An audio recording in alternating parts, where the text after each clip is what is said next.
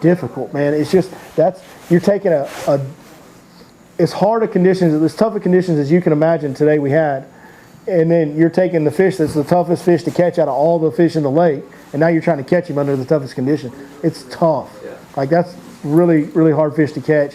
Whereas if you can find some that are relating to some structure, they're a lot easier to catch. And you will, this time of year, start to see loons all over the lake. And loons are hands down. Hey, you're going to like this. This is going to be a great segue right here, by the way. This is professional level stuff is going on right now that y'all don't even know. Loons are 100% this time of year one of the most important things you can pay attention to. Now, some loons that are on suspending fish can mislead you a little bit into a tough situation. But when you find loons and you correlate that with structure, it can be the biggest key to catching fish in tough conditions. John is going to talk to us actually about finding loons and how to catch fish when you do find them on the right structure. That's the key. Yep. So I fished today for like 5-6 hours, did not get a bite. I was like, well, this sucks. I drove the boat for like an hour. I looked for loons. But I talked to this other guy. So you struggled for 5-6 hours and then you just said, I'm going to punt it, I'm going to go find some loons. Yes. All right. The loon will lead you to a fish, but don't go to a spot if he's there. Watch him first. If he dives and if he dives 6 times on that same spot, you go fish it. If he dives here and he's gone and you're like, where'd he go? He's going to be either here, here, or here.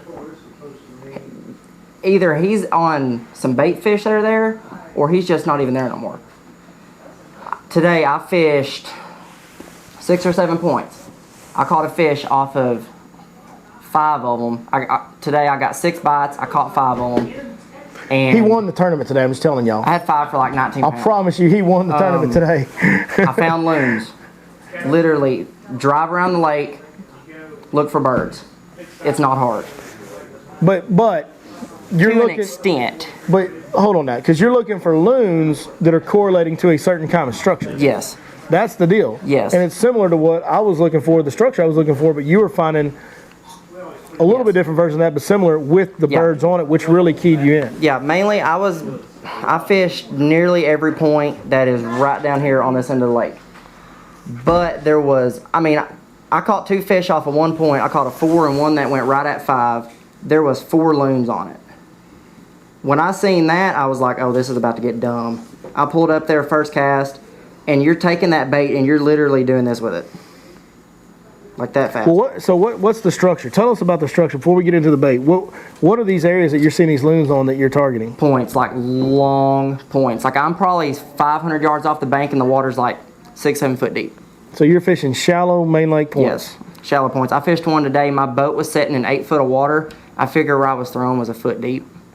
So these are slow tapering points, but on the edges of all these points, because I know where you're fishing. Yeah. On the edges of all these points, the deal is what you'll find that same deal that we talked about, the depth change, the drop off. It's a long tapering point, but on the edge of it, it has a sharp drop. Super sharp. A significant depth change, which is what these fish have to have in changing conditions. Fished one today. The sides of it dropped to 18. The top of it was 4 foot. Yeah. And when it dropped, it went from like 4, 5, 6, and then it just dropped. Yeah. And they was loaded on it, which I only caught like 1 off that point, but they was loaded on it. Yeah. All right, now, tough conditions. We've talked about that. We beat that over the head tonight. We know it's tough. Yeah. So when you pull up on this, now you've located some fish, you've located some loons. How are we getting them to bite? That's first bait that I go to. Carolina rig. Yep. But here's the thing. You want your leader with this rod to be about that long. This one's a little bit too short. It was supposed to be right there, but it's fine. You want your leader length the same length. You see guys that do this, you're like, that's about right. Use these guys. That's how I do it. Put your line right here. Count your guides up. Count 1, 2, 3, 4. Don't try to do this crap. That's how I do it. Well, don't do that. Okay. Don't do it. Okay. All right. I was playing. But this weight for this time of year is probably too big, but I don't like to fish a weight that's not this big. This is a ounce and a quarter. I'll go down to an ounce if I have to, but I don't really like to because I want to feel everything that's down there. So you go the 4th guide up? Yes. The fourth guide up. This rod is 8 foot.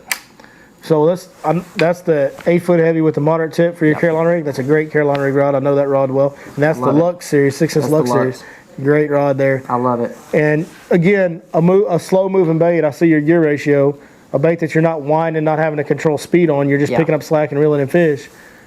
High speed gear ratio. So that's a 7.6 to 1 there. This is a 7.5. I've got my other one rigged up that I actually used today more than this one. It had 1.5 ounce weight on it, but it's a 8.3 to 1. 8.3 to 1. And I used it more. So that's the deal. With all these baits that you're not, moving, you're moving them with your rod tip, not your reel handle. Yep. Just the highest speed gear ratio reel you got, that's the one you want. But the main thing right now, it's cold. They don't want to bite. So to make this bait sit there, because here's the thing, this bait sinks. Is that a lizard? Yeah, this one is 8.2 inches. The thing about this is everybody thinks your weight is down here all the time, and basically like that. Your bait will not sit up here like this unless you do this. This is 17-pound monofilament. Mono don't sink. I went up today on the bank and this lizard was floating a foot up in the water column. As soon as I changed that probably an hour into it, I caught that one that went like right at 5. I don't know if it makes them bite that much more. I really don't, but today it worked. Well, another thing that you can do is get you a lighter wire hook. Yeah. On your baits. Now, this is a 3/0. I typically throw like a 4. But this is a 3/0. And you can even go down to instead of the heavier gauge wire, go down to a thinner wire hook. Mm-hmm. And the lighter hook that you feel okay with putting in a Carolina rig, to me, is always the better. Yeah. Because you're going to get more buoyancy out of that bait. That's the deal with Carolina rig. You're always trying to figure out a way to get that bait to be more buoyant. Yeah. And then, too, one of the things that you key in on is on the shallow points, which the loons are going to tell you which ones to fish, 100%. But what you'll find that usually happens is it's usually the windiest ones. Yep. The ones that have the most wind on them are usually the best. And also what that does with the Carolina rig is when you're fishing Carolina rig and wind, it's going to get that bait more buoyancy. So it all kind of correlates together there. The next 2 days, this bite should be really good. Tomorrow, the wind's supposed to blow like 16 mile an hour. Sunday, I haven't really looked. I don't know what the wind's doing Sunday. I know it's going to get hot Sunday. Yeah. Are you fishing on the wind-blown point? Sir? Are you fishing on the wind-blown point? Yes. Yes. Well, today it wasn't that bad because the wind really wasn't that bad. The wind didn't blow too bad today. But the deal is, yes, you want to look at the wind blown points, but the loons are, in the end of the day, the loons on this deal are going to tell you where to go. Yeah. Like, if there's a point that doesn't have wind on it, but there's 4 or 5 loons roaming around it, like, you might want to go over there and make a cast. Yeah. And the thing is cast where that loon is at. If he dives right there, cast right to him. Don't cast over here from him. Don't cast over here. Throw right where he just dove at. So the way this deal kind of works, and I don't know if y'all had a bunch of loons on Broken Bow all the time, but I've been seeing these loons out here for years, and what I've kind of assessed, or my thought process on how this loon deal works, is the loons and the bass, and especially these big bass, love these main lake shallow points. And what happens is, loons, if you look at birds, well, I'm fixing to chase a squirrel. Do it. Hold on, strap in. Chase it. So if you look at birds and you want to know which birds to pay attention to, look at the size of their neck. If you look at a great blue heron, he's got a much fatter neck than a white egret does. Everybody sees those white cranes and they think, oh, look, there's birds. Doesn't matter. No. Them white cranes will eat anything. They'll eat little bugs. They'll eat tiny little glass minnows, stuff that does not affect bass, and especially bigger bass. It doesn't affect them.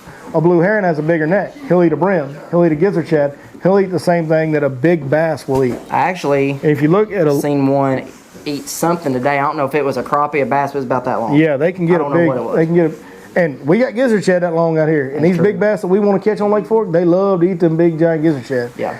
A loon's neck is the fastest of all of them. He'll eat all that big bait. He'll eat a 2-pound gizzard shad like it ain't nothing. And so those loons will key in on that bigger bait. That's what they like to eat, just like the big dominant bass want to do. And they work together.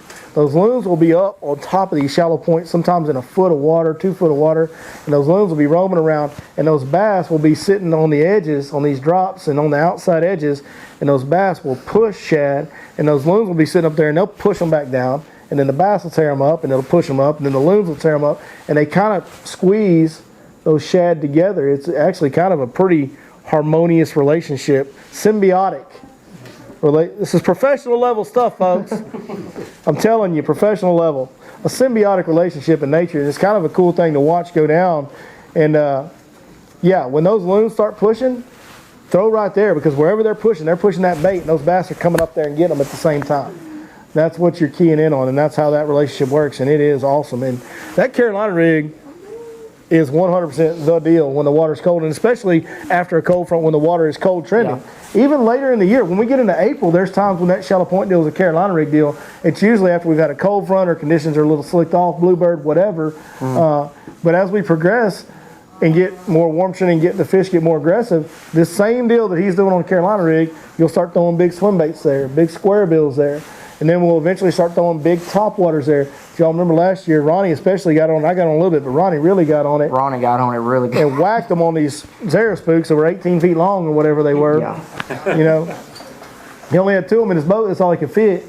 They were so big. But we were catching them on the biggest topwater walking bait you could find. Well, that was later on in the year. Now, this shallow point deal is a deal, and it's a deal that happens off and on throughout the day, every day. And those birds this time of year, those birds are like a cheat code, man. Later in the year, those birds are going to leave, and you're just going to have to go chasing the wind. Yep. And you're going to kind of have to hit and miss, and sometimes you'll catch them, and sometimes you won't. And you just got to run, and that's what Ronnie specializes in. If anybody knows Ronnie Kelly, he will burn a tank of gas in 2 hours. Full speed all the time in everything he does, and that's no exception to the way he fishes. And that's why he's arguably might be the best at that shallow point deal later in the year, because he will go so fast. Yeah. And he will cover, he'll hit more points than everybody else, which means he'll run into more active fish than everybody else. I seen him out here like back last May. He pulled up on a point, cast on it once. He's like, nope, and they left it. Yeah. I was like, you literally just pulled up on it. He's full speed, man. There's times when he gets up there and has decided to leave before his customers even got the rod in their hand. Yeah. I'm telling you, he's fast. But that's his deal. You know what I mean? Like, we all have our things. Like, when it comes to sight fishing, I'm more I'll slow down for a few big bites a day. That's kind of my deal. I like to catch big fish, and I'm willing to catch less fish to catch bigger fish. And I'll slow down and kind of, if I find a big one on a bed or something, or if I find an area that I know is holding big fish, I'll kind of grind it. I'm a little bit more of a grinder. But Ronnie's deal is we all have our strengths and weaknesses. He is fast. That's how he fishes. And it works for him really well. He's really good at it. So he's amazing at that shallow point deal later in the year for sure, especially. But yeah, the Carolina rig deal is the deal now. And that deal just kind of transitions into a big swim bait / big square bill deal. And then it transitions into a topwater deal. And sometimes that Carolina, but the thing about that Carolina rig is, even when it goes to a big swim bait and a topwater deal, that Carolina rig is always a player. It's always a player. Now, when the conditions get tough or the fish aren't biting or there's less wind, you can pull that Carolina rig out. One other thing, later in the year, when you're catching them on that big swim bait or square bill or topwater, whatever you're catching them on, and they quit biting, you pick a Carolina rig up, you can usually catch a couple more. If you've got an active school of fish and they kind of peter out on you, if you'll throw that Carolina rig up there behind it, you usually get more bites. And sometimes can even reignite the school and go back to catch them on the big baits. So that Carolina rig is a super important tool on that main lake shallow point deal that really goes, you can fish those main lake shallow points from right now, from about 2 weeks ago, until the end of May, early June, into June. I mean, it's a really effective deal for a long time. Yep. So, all right, any questions? You said you're just throwing it out there and letting it sit, maybe dragging it a little, letting it sit. Yeah, today I fished it probably like an hour, and I was like, how long is it going to take me to get it from point A back to B? On a cast, this was timed. It took me 7 minutes to get that thing all the way back to the boat. Yeah. Like, and you're literally taking it and you're like, rock, second rock, let it sit, third rock. The bite, though, is so light. Like, the first one that I got, it was like 4 pounds, but I was like, Is that what is it? What is it? I was like, let's try it. Yeah. And then after that, I was like, okay, that's what it's gonna have. But the water today was so cold, they didn't really want. That's the deal. The bite's off because the conditions are off, right? So it's such a tough day to fish. Period. Yeah. So even those, every fish is gonna bite soft a little bit. Is it a little muddy down by Birch right now? Yeah, it's pretty muddy. Yeah. It's anywhere that's a major creek arm out here right now. Yeah. I mean, I started off this morning on a main lake, what I consider to be kind of a main lake deep creek bend at the mouth of Williams. I mean, I could see the pump station. I was that close to the mouth of it. And that water, even right there, was pretty darn dirty. Yeah, I was down there about noon and it was dirty. The whole lake's pretty dirty. Now, there are some isolated areas you can get into that don't get a lot of flow, where like the main lake's flowing muddy, but then you get kind of off the beaten path and it's a little bit cleaner. I wouldn't necessarily go hunting that out right now. I don't think that's something you have to do.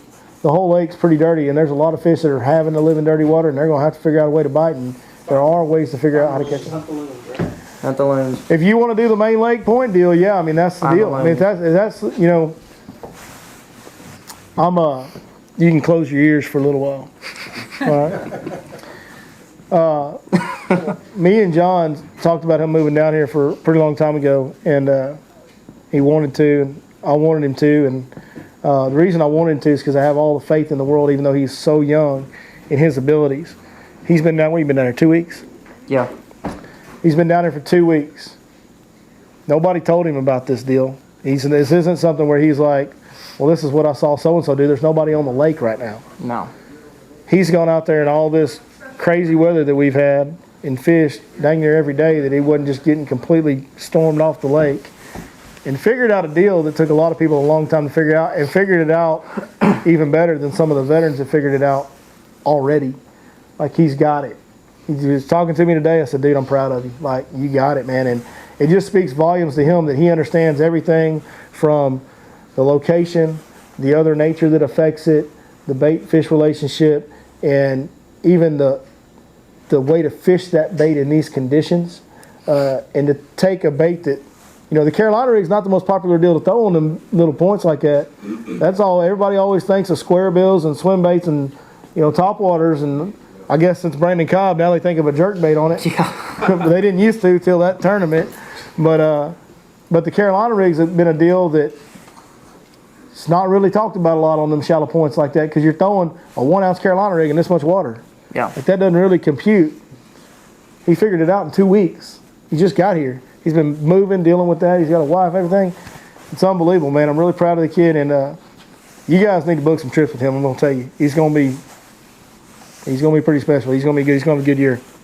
Good job. Now you can open your ears. Knucklehead. There we go. Any more questions? We want to make sure we answer every question. We don't like to leave any unanswered questions. Nothing. You want the birds to go up and come straight back up within Yes. like 10 foot The deal, area? Yes. yeah. Not 50, 75 yards. The deal is, if they're diving and coming back up in the same spot, they're staying right there. That tells you the source is there. They're not just searching, they're eating. I mean, because that's just like what we was on the lake Monday, and They're down for a while, and then they're we seen one, and he went, there's a loon right there. He said, that'll be the spot. Well, the loon was on it. The loon was on, but like, he yeah. dove, and then he came up way down, and then we was Yeah. like, all right. Then we turned around and bailed Yeah. real quick. So yeah, I saw a loon from across the lake, and I went, that loon. His eyes got about that big. I went that loon. It was the first loon we'd seen that day, and I said, that loon is on the peak of that, like, it's on the spot of that point. Yeah. It's a point I fished 1,000,000 times, and I know where the fish like to kind of set up. And I said, he's sitting on there, and he just went down on the spot. We got to go. And we went over there, and we made a couple casts, and he popped up 50 yards away from us and said, oh, never mind, let's go. And that was it. Yep. We spent, you know, a grand total of 2 minutes there, you know. Yep. And we were gone. But they'll tell the story. They don't lie to you, you know. They don't. And the cool part about loons is they're not boat shy No. at all. Like, they'll come up. You ain't running them off. No. Like, it's not like a heron where you're like, well, I wonder if that heron's feeding or just sitting on the bank. And then you get kind of close to him and he leaves, and you never know. Yeah. You'll know with a loon. He'll come up and bump your trolling motor, tell you shut that thing off if you need to. Like, Yeah. I was worried I was going to hook it with my. I know. Yeah. Like, what am I going to do if I hook it? Hold on. Story time. Story time. Hey, story time. Here we go. Story time. I've heard this one. I actually have caught one of those in the mouth. He ate my bait. I was fishing actually what's funny is the same ledge that we caught our first fish on today was where this happened. A little drop off, like I said, at the point of the mouth of the pocket. And I was pitching the timber on the edge, much like we were doing today. And I was pitching, I think, man, this had to be 8 or 9 years ago now. But I think I was flipping like a little Berkeley chigger crawl or something, you know, some creature bait. And that loon was hanging around me most of the morning, and I was catching some fish off this ledge here and there, not crazy. But that loon had kind of been around me diving on that same ledge I was fishing. I didn't think nothing of it. And man, I feel a tick, heavy, set the hook, it feels really, really heavy, and it's coming straight up, and I'm like, we got something good going now, boys. We got it. We got the one we came for. And that sucker broke the surface and started flapping wings. I about crapped my pants, dude. You can catch loons with your Lake Fork guy too. Your Lake Fork loon guy. Your Lake Fork loon guy. I literally caught, and I caught him. I had him hooked right in the daggum mouth. He bit that chigger craw. If I'm lying, I'm telling you, hand to the man. That's how it went down. It was. That'd be the funniest catch I've ever heard of. Yep, I literally almost fell out of the boat. I was so shocked. I couldn't. Unhook a loon. Well, I'm ashamed to say. You choke it out. I'm ashamed to say that what happened was I got him about as close as I could stand to get him, and I let him have it. I cut the line, so I didn't really know what to do, to be honest with you. You have to pin their head up against the boat, and they will bite the shit out. Yeah, no, he was trying to get me, dude. If you pull them, they will. He was coming for some blood, son. I didn't want to mess with that. He looked mean. This thing's mad. Pin their head up against the boat. They're mad. No, I I didn't want want. to get the hook out. And that little old beak is sharp. They can have it. It's not worth that much. Yeah, it was. Hey, here's the Like they deal. have it. If that had been like one of them 6-inch crankbaits or like a nice fancy top water or something, I like, still wouldn't have. I'd have just let him I'm have it. cutting. it was, dude. It was an Academy hook, a lead weight back then, and a chigger crawl. He owned it. It was all his. It was all his. I had one a couple years ago. I hooked in the wing with a jig, and I fought him to the boat. And I was told my buddy get a rain jacket because it was raining that day. And I was like, put it on its head and pin him down. And he was like, man, I can't get him. I can't get him. And finally, I got had the hook away or the wing away from him, and he was watching my buddy. And I grabbed that sucker by the neck, Yeah. and I choked him out. You Get just choked him, it Vic. out. I Get put him. the hook out. Note to self. If you hook a I loon, would pay $100 to no- watch Victor grab a loon by the everybody take notes. If you hook a loon on accident, just call Vic. Yeah, He'll just call Vic. Vic's loon service. Yeah, we had like 3 boats around us looking, and I was like, God, they're gonna send me to kill this bird, and it's gonna be bad. Back in the water, and his head trying to float a little bit, and I was thinking, man, we gotta get out of here. I gotta go. Like, come on. And like 15 Move a little bit. minutes later, yeah, he kind of moved his head a little bit, and then just kind of real slowly just paddled away, and I was like, oh, That's thank awesome. God, and we got out of there, I was going, that was it. That's awesome. Oh, that's good stuff. That is good stuff. Any more questions? I want to answer all of them. No? How deep your shaky heads? How what? How deep your fishing shaky heads? You know, where we started getting bit today was anywhere from 8 to 11 foot. It's kind of 8 or 9 foot on the top side, and it was like very bottom of that slope. It was 12 to 13. Didn't get any bites on the bottom of the slope. They were kind of on the slope, so they were between 11 and 9, basically about 10 foot. Throwing deep. I was actually kind of sitting on the ledge because it's a real rounded point, and so we were kind of sitting where it breaks and just throwing down it and kind of keeping it in that zone as long as we could. The deal is keeping that bait. Once you find kind of where some fish are trying to position and you're fishing something slow and finessey, it's just about keeping that bait in that zone as long as possible. So I was trying to position the boat was there wasn't a lot of wind, so it was easy to do, where I could keep that bait in that 9 to 11 foot on the edge of that ledge the whole time. Talking about your jerk baits. Yeah. Are you tuning them at all? As far as I notice, I've got some 6 cents that I hit it, and I'm getting it floating back up. Yeah, no, that's every brand. Every brand's like that. So the deal there is you just take a. I like to use the strip. I like to use the strips on the shanks of the hooks, or sometimes you want them to float. You want them to suspend a little bit nose down. You don't want them doing this. Some of them will suspend like this. You don't want that. What you want to do is just take a lead strip and put it on the front hook and just experiment with what weights you need to make that bait do exactly what you want to. That's every jerk bait ever made. There's a few of them that come out of the package that are just right. A lot of them with like Lucky Craft, 6 Cents, Mega Bass was the one I was trying to think of. Like with those brands, you'll get a lot of them come out of the box that are right. Yep. But there's always going to be some that aren't. It's just trying to get a bait to suspend, a light plastic bait to suspend is a real sensitive deal.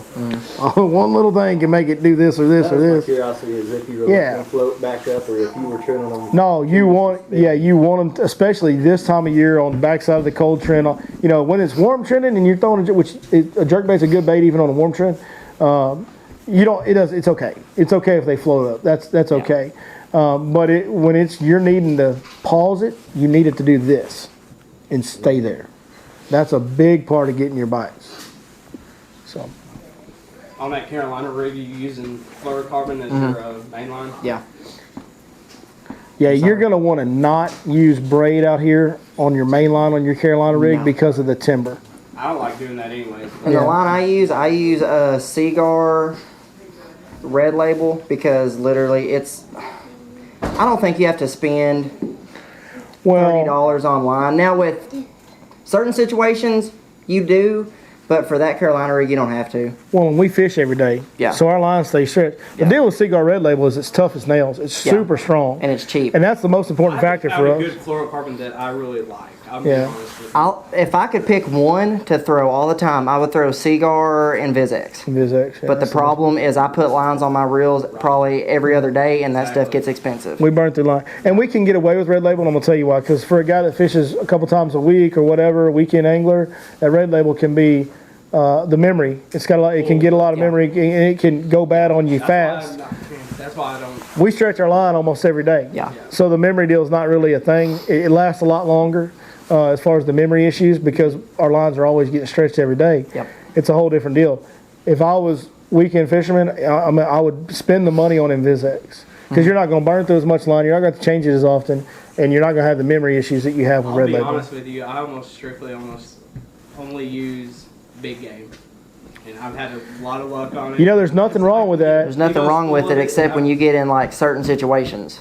There's nothing wrong with it until you got a long cast and you need to set the hook on a big fish. Right. Yep. Like, and you got a big hook. Like, if you got a big hook on a jig, like if you're throwing a football jig in 25 foot of water in June, and you got a long cast out there and you get bit, you're gonna have heck burying that big jig hook from that distance with mono because of the stretch factor. Right. The one, the only thing is you just got to make sure if you're in that situation where you got a long cast on mono and you need a big hook set, you better reel. I mean, get every bit of slack out before you start jerking, and then jerk like you ain't never jerked. Now with that Invisex, do you find that like the tungsten weight sliding up and down, does it fray that line? Because I was having. I don't use that except with worms. The weight I use is just lead. That weight there, you can buy it Yeah. at the Oh, store, yeah. a pack of them for like. Carolina So rig. just, even if you're just like Texas rigging with a No. regular. Well, buy a tungsten with an Not a insert. bit. It don't hurt it. If you're just flipping a Texas rig, buy tungsten with an insert, Yep. and then you don't have any problems. I'll tell you one line that is like super good. Cigar makes it. I can't think of the name on the spot, but it's like for a spool of 200 yards, it's like $45. Right? It's not a Braze X. Anyway, it's like $45, but it's great. If I could choose one line to only throw, that's what I would throw. But if I'm spooling up 13 rods a week, Yeah. that's gonna get high. Yeah. I'll That's gonna tell get you, really high. and another fluorocarbon that's kind of tough, like Red Label is, but doesn't have, that has really low memory, is the Berkeley 100% fluorocarbon. I do like the It Berkeley. used to not be any good. Like No. there was a few When it years first ago, came out, it was was bad. awful. But they reformulated it, and since about a year or two ago, that Berkeley 100% fluorocarbon it reminds me of the Red Label with the toughness and the knot Yeah. strength, but it doesn't have all the memory. It's expensive, it's high, but it's really Something else really with that good. too is that's a line brand. You can get it in. I think it's like you can get it in 15, 17 too. That's what I like to do it Yeah. with. Is it Berkeley? Is that the Vanish one you're talking about? No, not Vanish. It's Berkeley 100% fluorocarbon. It's like a gold tan colored package.